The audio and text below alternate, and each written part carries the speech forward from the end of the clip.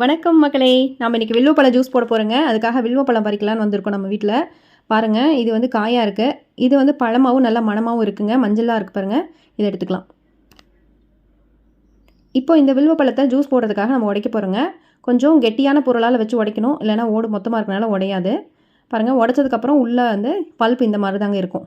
இதை ஒரு ஸ்பூன் வச்சு ஸ்கூப் பண்ணி எடுத்துக்கலாங்க. இந்த எடுத்த பல்போட கொஞ்சமாக தண்ணி ஆட் பண்ணிவிட்டு புளி கரைக்கிற மாதிரி கரைச்சிக்கலாங்க. ரொம்ப அழுத்தி பிசையக்கூடாது. விதை நசுக்கப்பட்டுச்சுன்னா கசப்பாயிருங்க. இதை வடித்து எடுத்துக்கலாம். இது கூட கொஞ்சம் தண்ணி ஆட் பண்ணிவிட்டு ஒரு லெமனில் பாதி லெமன் வந்து இதோட புழிஞ்சிக்கிறேங்க நான். இது கொஞ்சம் பெரிய லெமன். சின்னதாக இருந்தால் ஒரு முழு பழத்தையுமே புழிஞ்சிக்கலாம் நீங்கள்.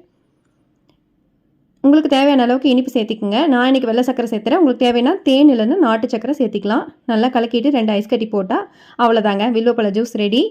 சூப்பராக இருக்குங்க. குடிச்சு பாருங்கள்.